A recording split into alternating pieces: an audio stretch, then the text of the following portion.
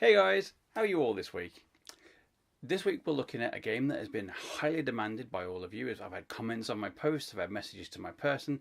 Yeah, for some reason you all want to hear my opinion on it. I don't know why. But yeah, so this week we're looking at Keyforge. Now we're looking at the base game, which is what this is. This is my copy of it. But we'll be looking at a couple of decks, and then obviously we'll be giving those away to you as well. So without further ado, let's crack on with it. Hey folks, and welcome to this week's unboxing video. This has been massively requested, so just for you, ta-da, we have Keyforge. So you've all been excited about it, and a few of you have played it, and some of you may be on the fence about it.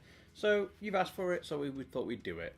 We're going to open a couple of decks on camera today, and have a few games with them and stuff, tell you what our thoughts and impressions of the game are, and then we'll end up giving these decks away to you lovely people out there. So, without further ado, let's get started. So I've had a lot of good feedback about this game. I've played a couple of games myself. I don't know what my thoughts are, but I'll save them till the end. But I wonder what are your thoughts? What are your impressions so far? Are you having fun with it? Are you enjoying it? I mean, you know, you've got any interesting... My favourite thing so far has to be the deck names. I love some of these. So what have we got here? We've got YV Time Bat of the Adept Bay. Right, so I need to be careful with this because I know you guys like to look at your decks and stuff. So there you go. We've got Logos, Untamed. Let's see if we can focus on this. Logos, Untamed, and Mars. And that's a full list for you. Just making my finger over the checklist so that you guys can't register the deck or anything. So, not to open this without. Why do they do this to me? I have to say, looking at this deck list already, and like I've not played many games. I think my favourite house has to be Logos. I like the sci-fi theme to it and stuff. I recognise a couple of the names on these cards already, and I have to say, I think this deck looks quite cool. As soon as I can get the damn thing open, there we go. I will show it to you guys. So that is the house card. So I'm just going to put that over here out of the way. Keep that checklist. Right. So we have Witch of the Eye. So I think this card's really cool. I mean, it reaps, it gains a card from your discard to your hand. I mean, you can't really argue with that, can you? I think it's pretty good. It must be a bit closer, I think. So there you go. Witch of the Eye. Got a Mushroom Man. Kind of cool. Snufflegator. I love the name of that. I'm just a bit nerd like that. Dew Fairy. Kind of cool. Word of Returning. I haven't seen this one before. Yeah, okay, that's cool. Save the Pack. Regrowth. Another Regrowth. Ooh, okay. Lost in the Woods. It's kind of handy. Key Charge. Always handy. Being able to make keys out of turn. Grasping Vines. Turn 3 out of turn. Okay, it's kind of cool. Full Moon. Always cool. Ooh, then we've got our Martians now. So we've got... I'm not even trying to pronounce that, but we've got Marauder. We've got Megamouth. A couple of Megamouths, actually. Tunk. I like Tunk. I think Tunk's kind of groovy. Mind Warper, it's a bit interesting. Grabber Jammer, I mean, this is so War of the World, it hurts. I love it. Squawker, another Squawker. Phosphorus Stars. Gain 2 chains. Oh, interesting. Okay, it's very powerful though, isn't it? If your opponent isn't playing Mars, and you know you haven't got too many Mars things, so it's not going to bother you too much. Being able to stun everything, that's kind of groovy actually. 2 chains though. I don't think that's too bad to be fair, but it's still pretty good. Pretty powerful. Anyway, that's me. I ramble on, so I do apologise. So what we got here? So we've got Theorist, Smoker. Okay, Mother. Oh, Mother's just a solid card. I mean, it's a 5 creature. You can obviously reap and fight with it to your heart's content, but the ability to draw an additional card is just so good. I love it to bits. Ooh, gets a archive card with this guy. Interesting. Dexter. Wild Wormhole. I know it's like from the base set, like the demo decks, but the artwork on this is gorgeous. It was on one of the playmats, I think, for this month's kit, or the launch kit, one of the two. But I just love it. I think it's a pretty awesome card. It's dead simple, maybe not too powerful, but it gets you an amber, and it's, you know, I just like it. A couple of Twin Bolt missions. Yeah, these are pretty solid. Library Access, I always enjoy. Lab Work, not sure about that one, and 2 Fogifies. Okay, so that's this little deck. So we've got obviously Untamed, Mars, and Logos. I think that looks quite interesting actually. But lots of archiving and returning cards from your graveyard and that. So quite a lot of control, and obviously got lots of stunning and things. So I think that's going to be quite interesting. I look forward to playing with that. I might have to pinch that one off Debs and give that a go. Right, let's put this off camera and then we'll get the next one. So let's have a look. So have you got any interesting stories to tell me? I mean, I don't get often chance to reply to all of your comments, but I do read them. I do get a chance to read them. Sounds terrible, but I'm really busy. I will get around to... Oop, I have to censor that. I will get around to reading them all one day. To replying more often, but I do apologise at the moment. I am just not very good at getting around to reading them and replying to them. Anyway, enough of my excuses. We have... Ooh. Well, these are two of the houses that I really like, so I'm Sanctum. Search and guard. Okay, cool. What have we got here? So... This looks a little bit weird. Oh. Intrigued I am. So, obviously, I can't tilt it up to show you and see it myself. But I'm sure all of you can see this block of text down the side, even if you can't quite make it out. That is a lot of shadow selves. There's 1, 2, 3, 4 shadow selves there. 2 bad pennies. Ooh. That's a lot of protection for your card, that is. Playing them out. That's really cool. That's interesting. I am intrigued. Intrigued I am. So... Just like last time, I cannot find the tear strip point. Did I say it takes massive qualifications to do this job? Because I think you can clearly see you need the ability to open a tear strip.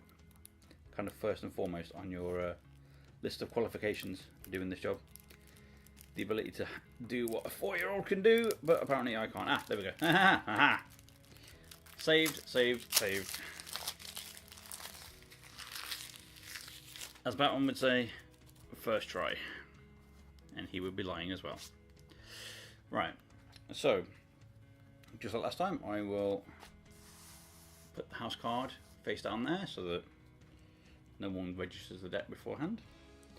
Right, okay, so, we have an Umbra.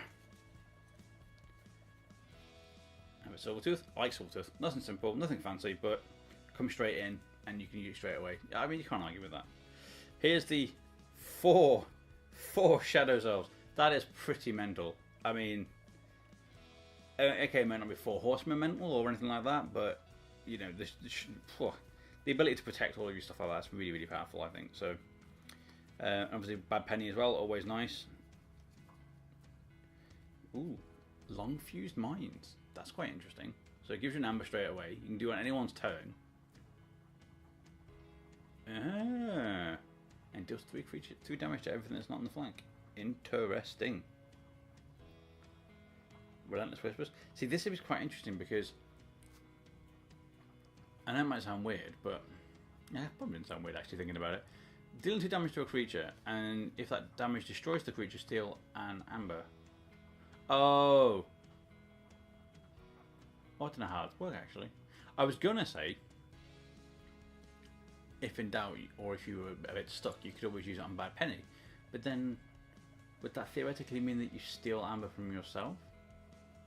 I mean, it doesn't specify. I don't know. That's my feeling. I don't know. I've only played a few games of this, so I'm not totally au fait with the rules. So maybe steal just means you can just steal from your opponent. It doesn't specify. I don't know. I have to read the rules for that one, I'm afraid. Maybe I've just found something terrible. Maybe I've just found something good. I have no idea. Imperial Traitor? That's pretty cool. All these Horseman decks running around. Being able to purge a Sanctum card in it seems quite interesting. That's just cruel. That is really cruel. Get 2 amber, and then if your opponent has exactly 1 amber, nick it. That is cruel.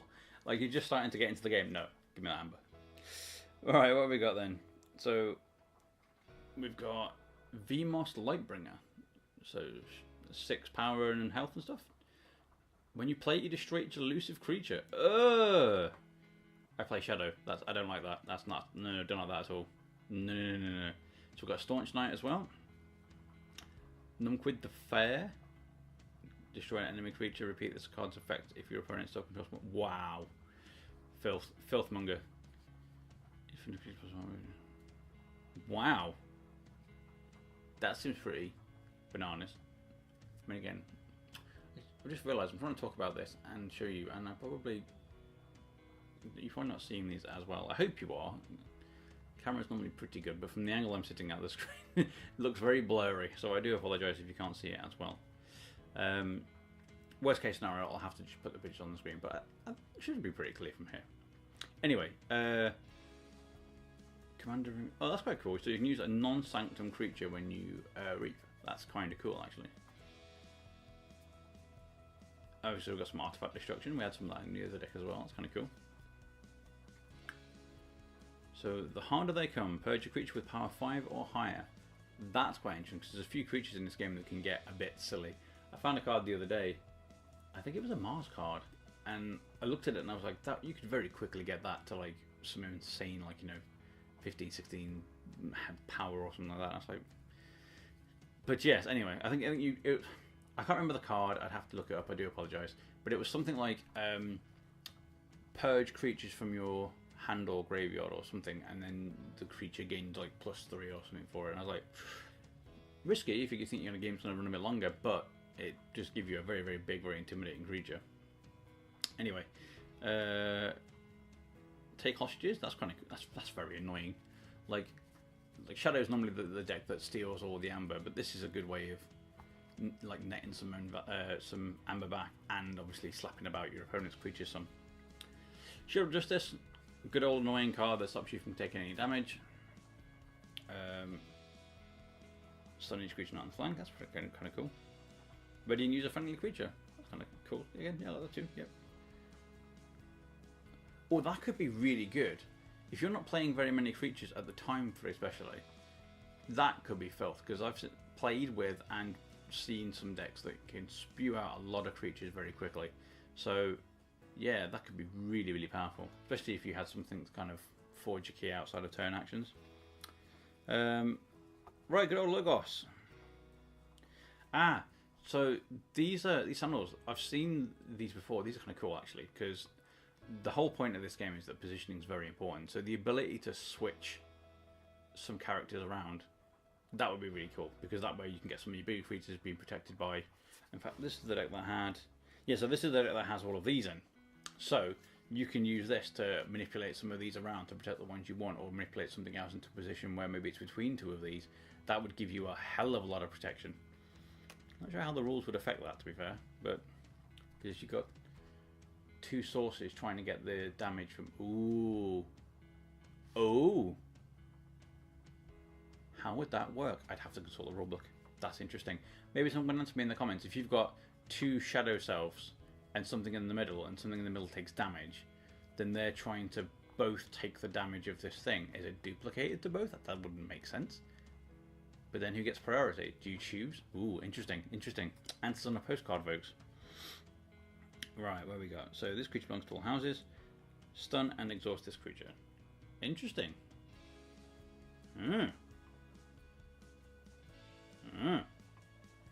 That's interesting. That's interesting.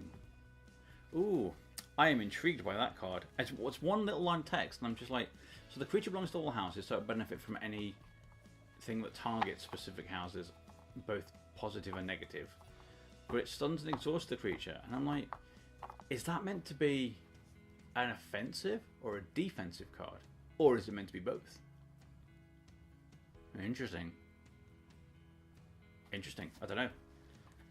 That shows you how little games I've played. I've played so little games of this. I really enjoy it. Spoilers. I really enjoy it, but from what I've played thus far, I've not delved that deeply into the rules. So I'm not sure how some of these interactions will go down. Some of them are obviously quite simple, like this one where you just, whenever you use an artifact, you gain an amber. That's quite simple. I quite like that. Titan mechanic, obviously when you've got them on the flank, your keys cost 1 less. I thought I had my hands in frame a lot. I do apologise. Bat drones, positron bolts. Oh, this is the cascading one that goes 3, 2, 1. Yeah, interesting. Archive a card. If an opponent forges a key on their next turn. Ooh, that's interesting. I've not seen that one before. So that's kind of cool. So if they're storming away into the lead and they have like 12 amber or whatever. Obviously, you can only forge 1 key at the beginning of your turn, but this means that you would gain all of that amber immediately off them, the remaining amber anyway. That's kind of cool. I quite like that. It's kind of groovy. Effervescent principle. Each player loses half their amber, rounding down the loss. Ooh, getting a change. Okay, that's pretty. It's pretty filthy. I think that's pretty cool. There's 2 of those. I love this card. I have this in one of my decks. Only the one, I have to say. But I love this. This is so silly. I don't know. I know that they reference quite a lot of things in this card game in the artwork, and I probably missed most of them if I'm honest. But this one to me always screams of that scene from Men in Black where Will Smith pokes that little gadget ball thing that ends up wrecking most of the office. And I have to say, I've used it in game once, and it was devastating. It was like, I destroy your creature, you destroy my creature, and it just pinged backwards and forwards, wiping everything out. So that's the thing for me. Like, I can't say too much. Obviously, I need to have something to say to you at the end of the video. But I do like how fun this game is. The artwork is absolutely gorgeous. It's really pretty. I mean, Bad Penny. I absolutely love Bad Penny. It's a brilliant card. But the artwork is gorgeous. The gameplay is very different and very enjoyable. But yeah, I will go away. Like, I know that obviously you guys are really interested in who wins this, but for those of you who are on the fence, I will go away and I will play with both of those decks, and then I will get back to you and wrap up my thoughts on what this game's all about. I've thought obviously some of my thoughts while I've been opening the box, but yeah, I'll give you a more in-depth thought on what my thoughts are of the game in just a moment. So catch you in a minute. Hey guys, and welcome back. So as you can see, we played with these 2 decks off camera, so we had a bit of a feel of what they were like. I'll overlay some pictures over the top of a better idea of what's in each of the decks, because I know I skipped through some of them a little bit quickly when I was trying to do the intro, because I didn't want it to be too long. So I'll overlay some images over that. Anyway, you're all here because you want to know what my thoughts are on the matter, as well as obviously giving away these decks as well.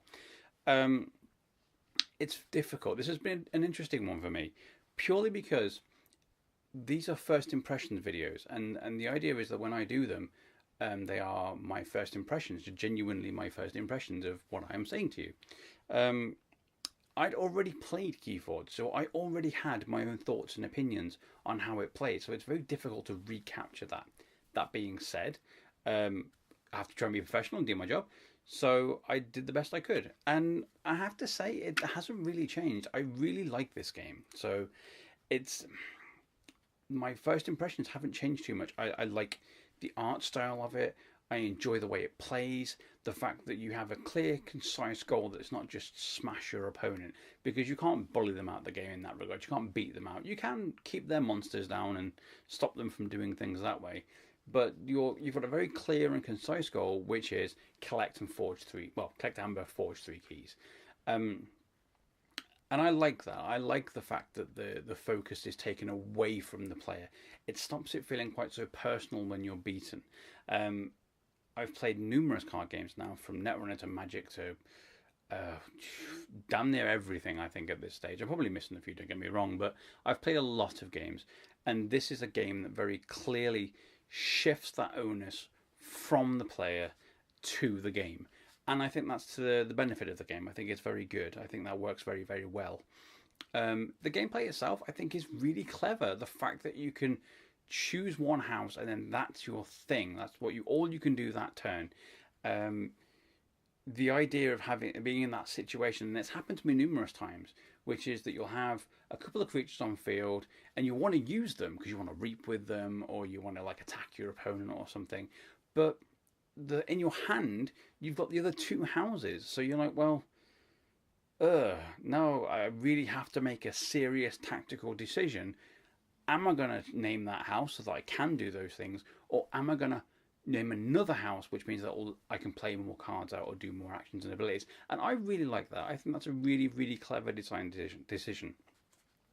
The fact that the decks can't be altered, I think is very clever as well. My attitudes have changed in this day and age with regards to card games. I think with so many board games, you can see all the ones behind me, and there's more besides. With so many board games and miniatures games and card games out there, there's so many that vie for your attention, that having a card game that you are required to constantly keep buying cards and update your deck. There's nothing wrong with that, especially when you have more time to dedicate to those things. But from personal myself and from a lot of adults out there that have children or have full-time jobs, dedicating that much time is difficult and it's hard, and it's an arms race as well. And again, that's nothing against those games. They are very good and very competitive, and that's great if that's what you're after. But Keyforge, to me, I think offers something entirely different. It's much more relaxed. The idea that you can buy a deck for just £9, or £9 at Harlequins price, but even £10, it's not an unreasonable price to pay for a deck. And then that's all you need really to get started. The rules are available for free online, so the price point is not one that you can really argue with.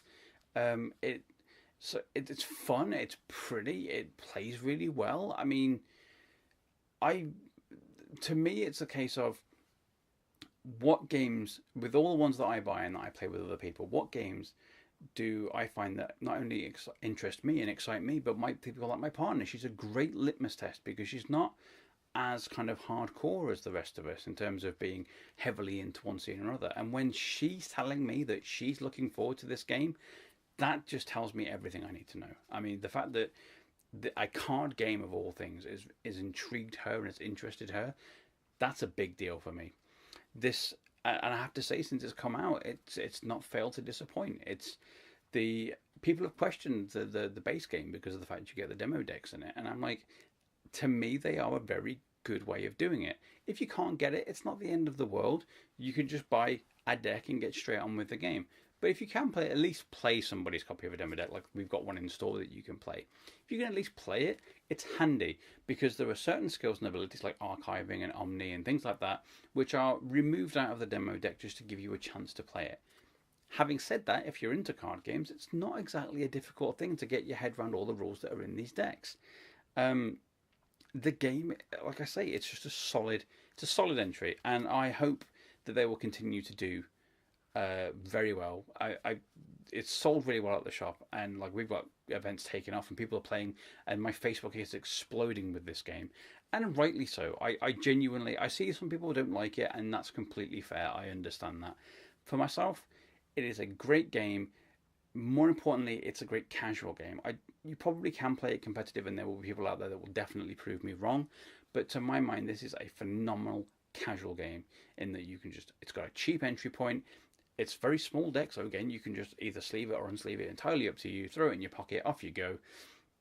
It doesn't take up much room or space, so it's just a really nice game. Everything about it is good. From the comedic names that you get on the cards to the beautiful artwork that you get on the cards, it's just everything about it is great, in my opinion. Anyway, I do appreciate that some people are dissatisfied with the lack of competitiveness to it in that regard, but that is. There are other games out there that cater to your needs. This one is not really aimed at you, I don't think, for that. So yeah, I mean, it's one of those, I could sit here for hours and I could talk about the clever design, and I could say about how the cards interact. I mean, I can tell you about how these decks worked. I mean, I've played both of them. We play backwards and forwards, and there were some really clever things. I liked how this deck, this is the deck that had the four Shadow Selves, I think it was called, in it. This was really great fun because you could obviously chop those out and protect everything, and you could, if you wanted to, you could throw out the bouncing ball and kill a bunch of other things, and that was good fun. But this was really clever too, with the ability to kind of fire multiple bolts off and kill things, and then forge a key quickly in your turn. So because it had cards like that in it, it just the fact that they're so different, and yet they both share things like Logos. It's very cleverly designed, and I cannot recommend this enough. It's to me, the barrier to entry with some of these games, like board games, card games besides, is how much will it cost me how much will it, if I say to you, get into this game, how much will it set you back? And at the end of the day, this only costs like a tenner. They don't cost very much at all. So if you don't like it, it's a couple of cups of coffee, or like McDonald's. It doesn't. And in this world where everything gets more expensive, that's a phenomenal. Like, it's such a low barrier to entry. So yeah, in my humble opinion, I really like this game. I think it is a phenomenal casual game. I think it has the potential with the chaining system and things like that to be a very good competitive game as well. And I wholeheartedly recommend it. That is my advice. As you can tell, I'm probably quite enthusiastic about this. But anyway, so that's my advice, or my opinions. I hope that my ramblings were at least entertaining for you in some way, shape, or form. I'm afraid something groundbreaking, because if something works, then it kind of just works, and there's not really an awful lot you can say about it. I'm afraid there's not really anything you can be like, oh, this is a glaring fault, or this is something that other people have missed. It just is a solid game and it works. So there you go then, folks. I hope that you all enjoyed this video and that my ramblings didn't drive you up the wall too much. As usual, if you share the video, then I will be giving away both of these decks. They will be going to separate people, so that's actually twice as many chances to win this week, which is a bit nice. I mean, admittedly, it's not the super most expensive thing in all the world, but twice as many chances to win is always a nice thing, and these will randomly be distributed to whoever shares the videos. As for who won the last one, the box of Yu-Gi-Oh! The box of Yu-Gi-Oh! The Hidden Summoners. Sorry, I do apologise. My brain is terrible these days. The box of Summoners was actually won by Adam Stewart. Congratulations, Adam. If you contact the shop, then it will be there waiting for you. In fact, it's already there now waiting for you. So again, thank you very much to everybody who likes and shares our videos. It really does help us, and it really helps the channel grow. So thank you very much for liking and sharing my videos. I hope that you enjoyed this one, and I will catch you all later, folks. Bye-bye for now.